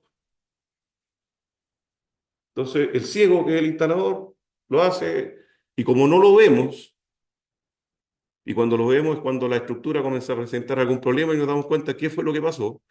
Entonces, hay regulaciones, hay conocimiento de cómo evitar este tipo de problemática. Entonces, ojo con esto, niveles freáticos o napas artesianas que no fueron detectadas por una nula ejecución de una buena mecánica de suelo. Entonces, a los amigos geopatagonia les ha pasado esto, no han encontrado una napa artesiana aquí en la Patagonia, ¿no? ¿Sí? ¿Cierto? Bajo la silla. Así es justamente, es como un globo, ¿cierto? Pinchamos, puff, el globo se desinfla y aparece agua, donde nunca hubo. Entonces, como no hicimos una buena mecánica de suelo, en realidad no nos dimos cuenta. Y cuando estaba construyendo, el señor de la perforadora iba como avión para abajo, pinchó agua. Y no es raro ver al señor lo tan inundado como el que está ahí, pero ha pasado, ha pasado. Entonces, plataforma en buenas condiciones, ¿qué debemos controlar? Que el equipo funcione bien, perfore bien, estable. Y eso nos permite a nosotros, ¿cierto?, poder, dependiendo del lugar donde vamos a ejecutar estas soluciones, olvídense de Vinci, acá estoy hablando de cualquier solución que ustedes quieran implementar. Necesitamos equipos de perforación idóneos en base a los espacios que nosotros vamos a utilizar, y todo eso se supone que el proveedor de las soluciones debiese indicárselo a ustedes como clientes. Bueno, nosotros lo hacemos. O sea, nosotros acompañamos a nuestros clientes en todo esto, incluso en el proceso de instalación, y no cobramos. Increíble. Solamente por elegir nuestra marca. Entonces, y ese 60% se va cortando cada vez más cuando lo conocemos, en realidad. Entonces, elegir el equipo, nosotros antes de diseñar, vamos a las obras y vemos dónde vamos a trabajar, qué vamos a hacer. Entonces, decimos a nuestro cliente, oiga, en realidad aquí podríamos, en base al espacio que vamos a trabajar, no podemos ocupar un equipo de estas características porque es muy grande. Entonces, si vamos a utilizar este equipo de perforación, es porque necesitamos perforar con una solución amplia, muy grande. Entonces, preferible perforar más, instalar más pernos más pequeños y poder entrar a este tipo de espacios más confinados con equipos más pequeños. Entonces, le damos, ¿cierto? Le damos factibilidad al proyecto y podemos económicamente también funcionar, y para la raya al final de nuestro budget, ¿cierto? Finalmente darnos cuenta que generamos ahorro, gastamos más en los materiales, pero finalmente generamos, y porque tuvimos menos problemas en la instalación. Entonces, sí, dependiendo de dónde vamos a trabajar, tenemos que pensar y ver qué equipo y operación. En lo que refiere a las soluciones de pequeño diámetro o de fundaciones profundas, lo más importante, aunque me van a matar los diseñadores, ustedes me van a matar a mí, pero lo más importante es la operación. O sea, yo como administrador de contratos, jefe de terreno, tengo que entregarle las directrices a la oficina de ingeniería que va a diseñar. Yo no me puedo adecuar a lo que ellos diseñen si no conocen el lugar, porque lo más probable que pase es que cuando ellos me lleguen el diseño, yo vea, mire mi espacio y no me cae el equipo. ¿Cómo lo hago? Entonces voy a llamar a la oficina y quiero decir, oye, por lo que uno siempre dice en terreno, estos cabros no cachan nada, po. Entonces, ¿ah? ¿Cierto? Oye, mira aquí. Mira, la oficina de ingeniería que contrataron, po. Entonces uno llega a terreno y dice, puta, atraso. Todo de nuevo. Vamos a Geopatagonia, oiga, diseñeme esta cuestión usted porque fui a otra oficina de ingeniería y no tenía el conocimiento de usted. Entonces, el equipo de inyección de lechada, importantísimo. Necesitamos presión. Cuando diseñamos con un bulbo, un diámetro. Y eso no lo genera el equipo de perforación solo. Lo genera la inyección de lechada o del fluido que estamos inyectando. Entonces necesitamos que, dependiendo del diámetro del micropilote o de la solución que vamos a instalar, es el tipo de bomba que vamos a ocupar. Dato importante. Tenemos la mejor ingeniería, tenemos los mejores materiales, tenemos el mejor equipo de perforación, tenemos el mejor equipo de inyección, el mejor equipo de gente. Yo ahí me siento tranquilo recién, en mi oficina a fumar un cigarro. Pero si en realidad veo que la ingeniería no me acompaña, que no me cae el equipo, que los viejos que llegaron ahora en realidad veo que no tienen idea, ¿cómo se llama el equipo de inyección que tienen? Y conocen que la primera etapa de inyección es una lechada 0,7, cuando necesito primero consolidar el suelo circundante, que después tengo una lechada 0,35 para el recubrimiento de la estructura, del micropilote, para poder conseguir ese resultado. Entonces, lo que yo estoy mostrando acá tengo que entregarlo a mi cliente y la tranquilidad de que voy a conseguir esto. Esto es lo que necesito. No necesito que esto no exista. Esto es una exhumación que nosotros hicimos en un proyecto en Concón, en la quinta región, para Merval, perdón, para SVAL. Una centina, diseñamos con un Titán 4016, 40 interior y un bit de 70 milímetros y logramos un bulbo en grava, arena de 22 centímetros. Pero la bomba de inyección que estábamos utilizando era la correcta. El viejito que estaba operando el equipo de perforación también sabía lo que estaba haciendo. Entonces, lo que nosotros finalmente diseñamos con un diámetro nominal de 70 milímetros, logramos un objetivo de 22 centímetros. O sea, fabuloso. Hay que demostrarlo, y eso se demuestra con las empresas que trabajan en esto, tienen que entregar todo eso respaldo y demostrarle a ustedes que lo pueden hacer y cómo lo van a hacer. Especificaciones técnicas de la lechada, y aquí para que ustedes se terminen de desmayar, existen normativas que regulan las lechadas. Olvidémonos de los morteros y de los hormigones, las lechadas agua, cemento y agua, para utilizar en cualquiera de las soluciones que les mostré. Características, lo primero es hacerla llegar a su destino. ¿Es cierto? Que recubra finalmente nuestro elemento. Pero después de eso, cuando ya hayamos ido para la casa, también tengo que tener la tranquilidad de cuáles son las características tras el fraude. ¿Cómo fraguó esa lechada? ¿Qué pasó con ella cuando yo la instalé? Y para eso, se borró. Ahí sí. Tenemos que tener claro cuál es la relación agua-cemento que vamos a trabajar. Tomar ensayos previos de lechada.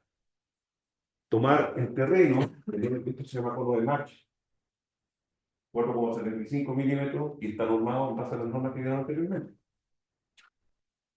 Tomo la viscosidad, pero lo más importante es tomar la decantación de la lechada, porque si yo no tengo una bomba de inyección y un equipo mezclado que sea con alta turbulencia, lo que va a pasar es que cuando deje de agitar esa lechada, se va a generar un proceso de decantación mayor al que yo debiese cumplir, que es un 2% máximo de la turbulencia. Imagínense qué es lo que pasa si lo llevo a gran escala. Decantó la lechada, instalé un micropilote.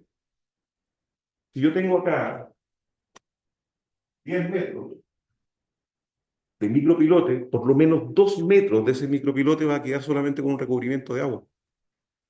Porque todo el fino de la lechada de cemento va a comenzar a decantar por un problema de mezclado.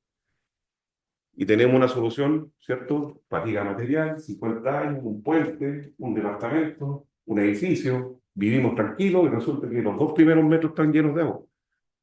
¿Lo vemos? No lo podemos ver si es subsuelo.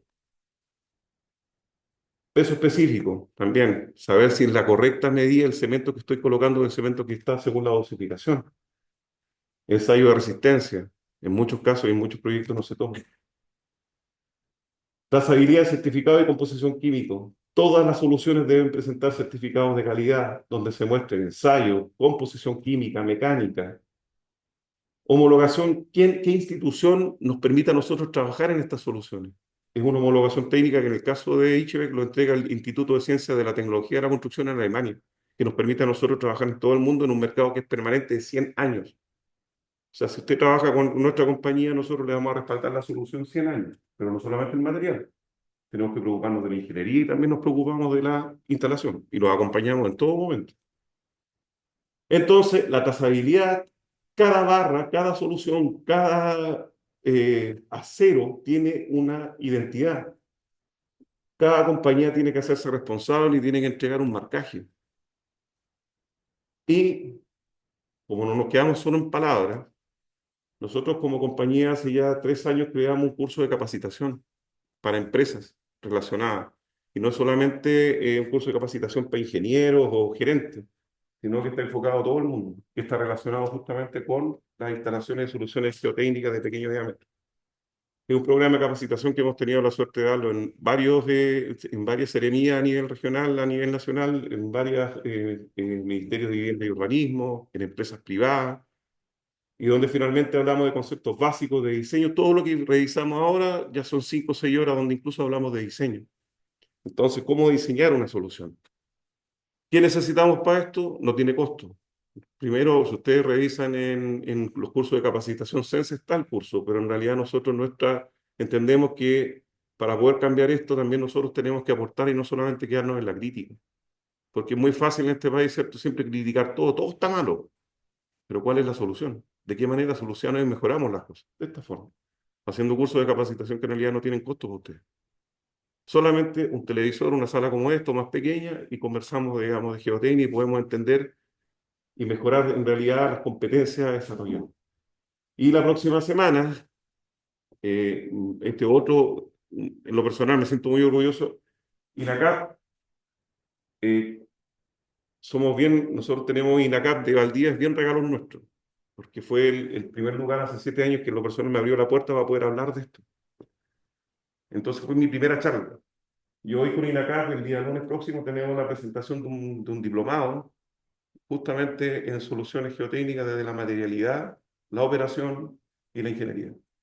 Un curso que más o menos da un diplomado que va a ser, no sé, 100, 120 horas aproximadamente, que lo vamos a impartir en conjunto con INACAP. INACAP, digamos, nosotros le entregamos el soporte y la idea es poder difundir en realidad el mercado nacional entienda y entendemos que ya personas de sobre 50 años como yo, nosotros ya creo que tenemos que ir entregando de a poco el mando y entendemos claramente que para poder cambiar todo esto, la gran parte hoy está en los institutos técnicos y en las universidades. Por eso nosotros nos preocupamos mucho de participar harto en congresos, nos invitan, vamos, charlas, en la Universidad Católica de Santiago, en el Instituto Los Leones, en INACAP, no importa la universidad, no importa el instituto donde nos invitan, vamos y compartimos esta información. Y créanme que los cabros que están hoy en día estudiando les interesa mucho, porque en realidad podemos mejorar. El mejorar la infraestructura crítica en nuestro país nos va a permitir a nosotros generar ahorro a largo plazo, mejorar la calidad de las viviendas sociales, mejorar muchos temas que hoy en día estamos ahí dándole vuelta y que en realidad no lo tenemos o no lo queremos o lo intentamos y no lo hacemos en realidad. Entonces, claro, nosotros trabajamos principalmente en un rubro que es minero. Podríamos estar tranquilos en nuestra oficina en Santiago, ¿cierto? Diseñando para minería, pero entendemos que en ese sentido tengo un equipo de trabajo muy joven, de chicos que tienen esas ganas de poder ayudarnos a cambiar las cosas. Y creemos seriamente que nosotros podemos hacer un aporte, siendo líderes mundiales, somos un aporte en el mercado nacional y queremos hacerlo. Entonces, si nos invitan, vamos. La idea es evangelizar, como digo siempre. Así que eso, muchas gracias y espero no haberlo aburrido en realidad con tanto ya anterior. Pues.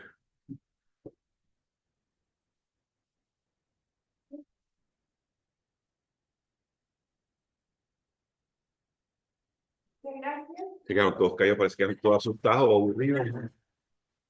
Bueno, agradecemos a Gonzalo por esta exposición. Despedimos a la gente. Bueno, no sé si hay dudas, consultas. Sí. Al perforar y colocarle la letra, ¿a dónde se va el material de la perforación? Es un tema de... ¿Se contamina la letra? No, porque la lechada finalmente lo que hace es viajar por el interior de la barra hasta el inicio, el fondo de la perforación. Entonces, por densidad, finalmente tú logras levantar todo ese hitito y sacarlo a superficie. Y lo que haces tú en superficie en realidad es verificando de forma visual la lechada por consistencia lo que está saliendo. Cuando ya sale la lechada limpia y tiene la viscosidad, o digamos, la característica que uno ya conoce, en realidad para la inyección, y te das cuenta que en realidad tu perforación está limpia y está completamente recubierta de lechada. ¿Alguna otra consulta? Encarece mucho el valor de la barra si se persigue proteger o mejorar el último tramo que queda más expuesto a la superficie, que no queda con lechada. A propósito de la gráfica esa que mostraba el extremo de la barra demasiado oxidado, cambiarle la calidad del material, por ejemplo. Lo que pasa es que ahí cada solución es compuesta. O sea, yo no puedo mezclar una marca con otra. O sea, voy a usar material chino de los 3 metros de la menos 3 hacia abajo y de la menos 3 hacia arriba ocupo Ichebek. No se puede hacer. No, porque hay un tema conceptual, hay un tema también no solo de conceptos, sino también hay un tema operativo. El tipo de rosca que tiene la solución nuestra, porque esto es cierto, es todo atornillado, es una rosca única, que no tiene, aún nuestros amigos no han logrado dar con esa rosca, en realidad. Entonces, si tú quieres mezclar una solución con otra, no lo puedes hacer. O sea, por lo menos con nosotros. Por lo menos con nosotros. Lo que decía es que la corrupción viene dado por la sal, ¿verdad? Cuando, por ejemplo, trabajamos acá en terrenos, por ejemplo, como Punta Arenosa, aquí, y tenemos la interrelación entre el mar que fluye y atrae la sal, porque en el fondo el agua es permeable, ¿cierto? Sí, sí. Bueno, ahí está el tema de que tendría a romper la barrera del hormigón, porque igual afecta la sal al hormigón. Y si, por ejemplo, llega el hueso al fierro, luego después se ha comprobado de que la sal se pega en el galvanizado. Sí, correcto. Ese es un defecto que tiene. Entonces, también lo que decía el caballero acá, una solución, por ejemplo, en la parte superior poliurea, impermeabilizante, o tal vez poner una camisa como un conduit, porque el conduit está considerado. Está considerado. No sé si vieron. El tubo de HDPE que yo les mostraba hace poco rato está considerado justamente para evitar ese tipo de... Ahora, ojo, porque ahí ya caemos en un tema de ingeniería de diseño, porque si nosotros tenemos problemas con salinidad, agua, mar, y en los primeros 3-4 metros puede que también podamos tener un suelo licuable. Entonces, cuando es un suelo licuable o con una alta presencia de sales, lo que hay que hacer es una evaluación que en realidad tiene que entregar la mecánica del suelo, que también debe tener una evaluación sobre los fluidos, sobre digamos, el líquido que nos vamos, el agua que nos vamos a encontrar. Entonces ahí se toma la decisión. ¿Necesitamos una protección de una camisa, cierto? Ya sea de acero, de HDPE, de lo que sea. No. ¿Tenemos problemas de licuación? Sí, en los primeros 3-4 metros. ¿Necesitamos reforzar, darle mayor capacidad, por tanto, cierto? Por carga lateral a este elemento, sí. Entonces, colocamos una camisa, ¿cierto?, de acero, normalmente del tipo N80, el diámetro va a depender del diámetro de la barra, del diámetro, digamos, de la solución del diseño. Entonces, son evaluaciones que en realidad hay que hacerlas al momento de trabajar en el proyecto y evaluarlas en base a normativa y en base a experiencia también, obviamente. No sé si hay otras dudas. Tenía un par de consultas. Sí. Claro, efectivamente acá en Punta Arenas hay una condición de la cercanía de la mar que es compleja para el sector de la agresividad. Pero también nos ha pasado que en napas de agua dulce hemos encontrado aguas que son sumamente agresivas a los ceros y al hormigón armado, ya sea por los sulfatos, por los cloruros o por la cantidad de carbonato. Hay unas tablas que dicen la clasificación de la agresividad. Correcto. Ahora bien, te reportaba por ahí de los pernos Ichebek ya vienen por defecto asumiendo un ambiente agresivo. ¿O necesitan, por ejemplo, ustedes que nosotros entreguemos una serie de ensayos adicionales para decir o corroborar o descartar que el ambiente es más o menos agresivo a lo que ustedes tienen considerado? A ver, la primera protección contra la corrosión de una barra ICHEC es la protección de la lechada, lo primero. Entonces, yo, a ver, no lo tengo en mi cabeza y tampoco creo que lo voy a incluir dentro de las presentaciones. Según normativa, existe un cuadro de 5 grupos, ¿cierto?, en base a la agresividad del suelo. Yo lo que tengo claro es que el grupo 5, que es alta agresividad soluble, ¿cierto?, necesita evaluaciones que son particulares. Entonces, en base a esa evaluación particular de ensayos, por ejemplo, que tú dices adicionales, tú tomas la decisión de qué es lo que necesitas finalmente. Pero del grupo 1 al 4, en realidad está bastante claro cuál es el espesor de recubrimiento que necesito en lechada, cuál es el tipo de galvanizado que necesito. Entonces, lo que uno hace en base, oye, ok, obtuve estos resultados, voy a la norma, veo, se asemeja a esto, voy a recuadrar un poco más y tomo la decisión. Pero si estamos, por ejemplo, trabajando en relaves, que nos tocó ahora, nosotros hace poco rato, como en Laguna Carén, nosotros, dentro de toda la investigación que se hizo, Codelco tomó la decisión de usar ICHEC solamente y Contraloría no se opuso a direccionar, porque era el único producto que le entregaba la tranquilidad en base a una triple protección contra la corrosión. Lechada, galvanizado de 70 micras y una protección de dúplex o de resina acrílica como tercera protección contra la corrosión. Fue lo único. Yo la semana pasada estuve en reunión también con la gente del puente Chacao. En el lado norte, la pila norte del puente, va un gran soil nailing que va justamente a hacer y se vaya adelante con una solución nuestra. Porque también se pidió que la protección contra la corrosión y el elemento debe ser garantizado por 100 años. También los amigos de Hyundai hicieron una investigación por todos lados y llegaron a ICHEP en Alemania. Y finalmente se contactaron con nosotros. Entonces, pero vuelvo a insistir, o sea, nosotros podemos jactarnos de decir, oye, yo podría haber venido para acá a decir que somos los mejores, ¿cierto? Somos la Mercedes-Benz, como nos dicen nosotros, que somos caros como un Mercedes-Benz. Pero no se trata solamente del material y de esto, sino se trata de un concepto que es macro, que es global. Ingeniería, materialidad e instalación. Si no sacan nada ustedes con comprar ICHE, si no, no van a tener la empresa que les pueda hacer una buena instalación. Y la cuestión va a fallar igual. No va a fallar por material, va a fallar por un tema de fricción, porque el diámetro, el bulbo no quedó correcto. Y ahí es donde yo les vuelvo a insistir, indiferente que trabajen con ICHE, la empresa o la marca que ustedes les provea las soluciones tiene que ser responsable también de poder indicarle a ustedes cómo se instala o asesorarlos con ingeniería. Estamos hablando de soluciones que necesitamos garantizarlas no menos de 50 años. Entonces hoy en día encontramos, yo puedo ir a China, ni siquiera ir, voy a Alibaba, búsquenlo, Alibaba y pongan barras autoperforantes y van a encontrar barras de este tipo en Alibaba. O sea, cualquiera puede comprar hoy en día una solución de él, a $1.50 el metro y lo compran. Entonces llegan acá a Chile los contenedores, entonces, que no quiero aburrirme, me queda un poquito de tiempo para contarle mi historia, bien, bien cortita. Mi esposa, en pandemia, se entretenía buscando en páginas chinas ropa, ¿cierto? Entonces compra y llegaba, yo veía que llegaban cuestiones a la casa, ¿cierto? Bultos, China. Y sacaba la ropa y o no era lo que compró o era así una cuestión que en realidad no caía ni un brazo.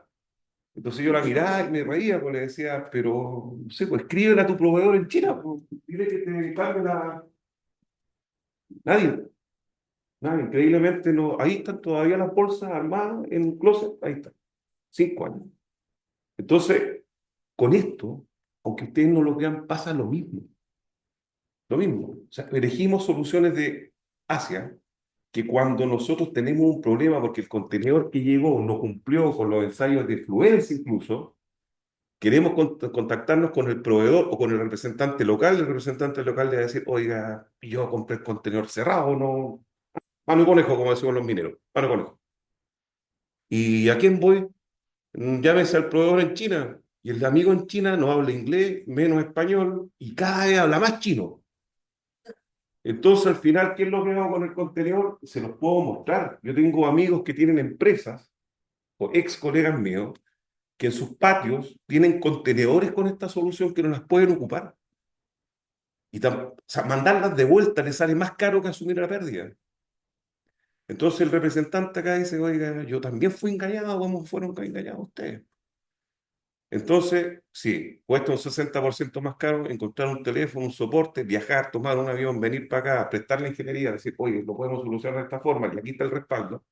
Sí, pero cuando en realidad vemos que, y le demos la seriedad a esto, de garantizar, insisto, entre 50 y 100 años una infraestructura crítica, no es caro, es lo que cuesta. Es lo que cuesta y es lo que voy a amortizar en el tiempo. Entonces, y no voy a construir 3 veces, como lo estamos haciendo hoy en día. Eso. Así que si alguien de ustedes se sintió aludido con la compra en China, pasa, en todo público. Pasa. Bueno, agradecemos a Gonzalo Gracias a bueno, y usted. también al otro expositor por esta charla. Despedimos ahora a las personas que nos estaban siguiendo ahí por Zoom, porque no vimos Pregunta. ninguna pregunta y les vamos a invitar a todos los que están presencialmente a subir acá al escenario para sacar una foto grupal. Muchas gracias. Gracias.